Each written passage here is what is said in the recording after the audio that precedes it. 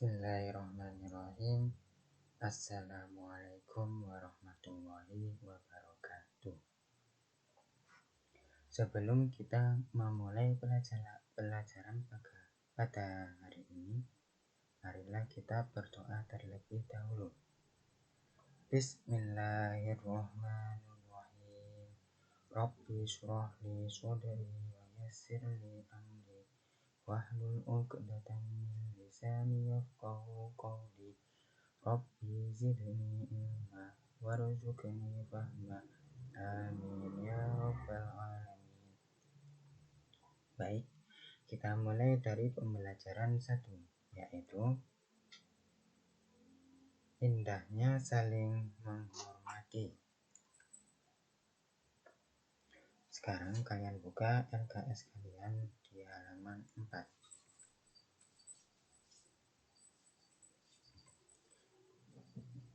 Sekilas pengenalan surat Al-Kafirun.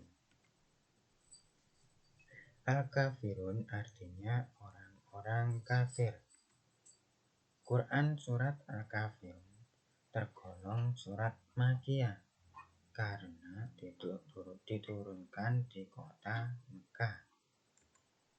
Quran surat Al-Kafirun diturunkan sebelum Nabi Muhammad SAW hijrah ke Madinah.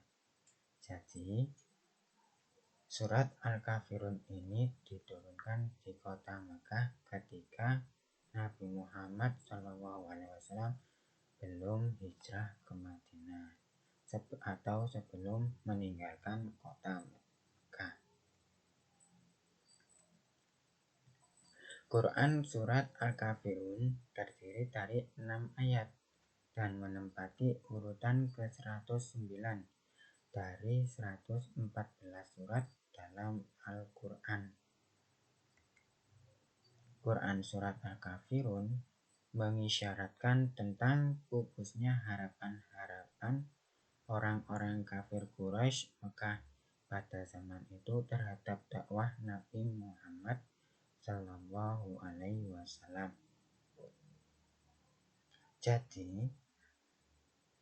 Al-Kafirun ini mengisyaratkan bahwasanya orang-orang kafir Quraisy Mekah pada zaman Rasulullah diberi harapan-harapan palsu atau harapannya pupus terhadap dakwahnya Nabi Muhammad SAW.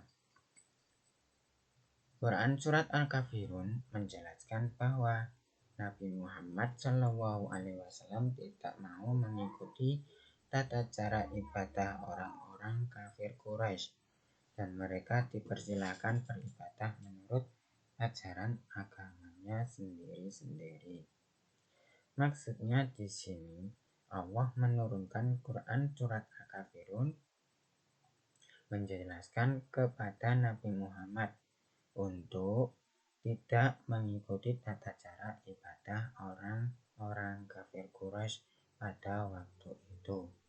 Dan orang-orang kafir Quraisy dipersilakan untuk beribadah menurut ajaran agamanya sendiri. Di sini pada waktu itu orang-orang kafir Quraisy menyuruh kepada umatnya Nabi Muhammad untuk beribadah sesuai ajarannya. Sedangkan beribadahnya umat Islam berbeda dengan ibadahnya agamanya orang-orang kafir Quraisy. Di situ Nabi Muhammad melarang umatnya untuk mengikuti tata cara ibadahnya orang kafir Quraisy. Oleh karena itu, Nabi Muhammad memerintahkan tata cara ibadahnya dipersilahkan untuk sesuai ajaran agamanya sendiri-sendiri.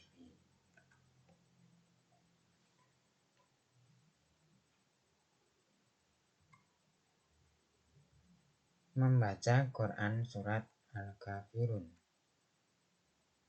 Oke, kita baca bareng-bareng dan kita ikuti audio berikut.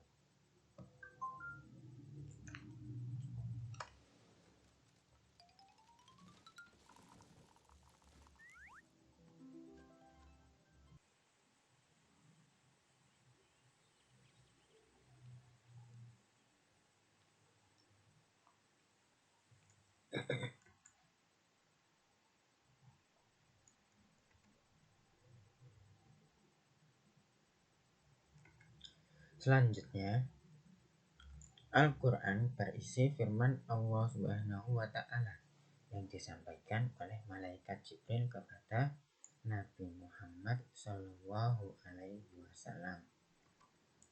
Tata cara membaca Al-Quran dimulai dengan isti'adzah atau ta'awud dan basmalah. Bacaan ta'awud yaitu A'udzubillahi minasyaitonirrajim. Sedangkan bacaan bismillah yaitu Bismillahirrahmanirrahim. Membaca Al-Quran harus menggunakan tajwid yang benar.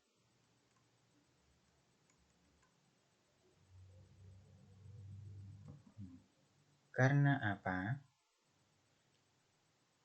Apabila kita salah membaca suatu bacaan Al-Quran, bisa jadi bacaan tersebut akan berubah makna atau arti dari kandungan Al-Quran tersebut.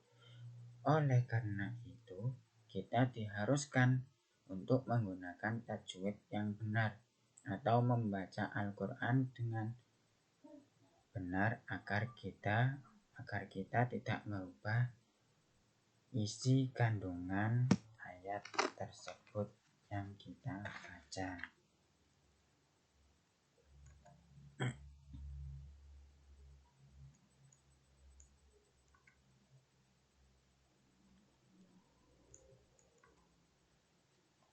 Bacaan yang perlu diperhatikan saat membaca Quran surat Al-Kafirun. Sekarang kalian lihat di halaman 5. Yang pertama, bacaan panjang 2 harokat atau 2 ketukan yang disebut dengan mad tabi'i, yaitu kata-kata Al-Kafirun, Ma'abidun, Dinukum. Yang pertama, Al-Kafirun. Di situ terdapat harokat fathah panjang di huruf kaf dan dhammah bertemu wawu, sehingga huruf-huruf tersebut dibaca panjang. Al-Kafirun. Yang kedua, ma dibaca panjang karena fathah bertemu dengan alif. Abidun. Yang dibaca panjang yaitu ain dan dal karena ain berharokat fathah panjang, sedangkan dal dibaca panjang karena berharokat dhammah bertemu dengan wawu. Dan yang terakhir, dinukum. Yang dibaca panjang yaitu dal karena bertemu ya atau kasroh bertemu dengan ya. Yang kedua, bacaan panjang 4 harokat atau 4 ketukan yang disebut dengan mad jaiz munfasil, yaitu pada kata ya ayyuha. Yang dibaca panjang yaitu ya karena ya bertemu dengan fathah panjang. Di situ di atas huruf ya terdapat dengan harokat yang disebut dengan fathah melengkung, sehingga dibaca dengan 4 ketukan atau 4 rakaat. La a'budu, di situ lam bertemu dengan alif, alif melengkung, atau fathah bertemu dengan alif melengkung dan bertemu dengan alif, sehingga dibaca 4 ketukan atau 4 harokat. Wala antum, di situ fathah bertemu dengan alif dan di situ bertemu juga dengan alif melengkung atau harokat melengkung, sehingga dibaca panjang 4 harokat atau 4 ketukan. Dan seterusnya. Yang ketiga, bacaan berhenti atau waqaf. Di situ dibaca sukun, harokat kasroh tidak dibaca apabila dibaca di akhir. Jadi cukup din. Yang kedua, abatum. Yang ketiga, abud. Nah, di situ bacaan berhenti atau waqaf. Bacaan yang terakhir dibaca waqaf atau mati.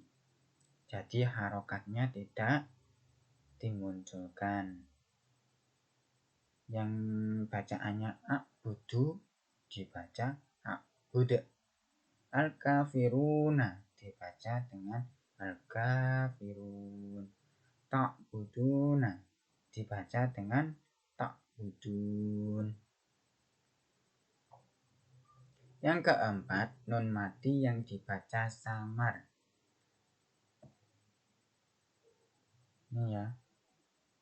Atau ihfa, yaitu pada kata antum.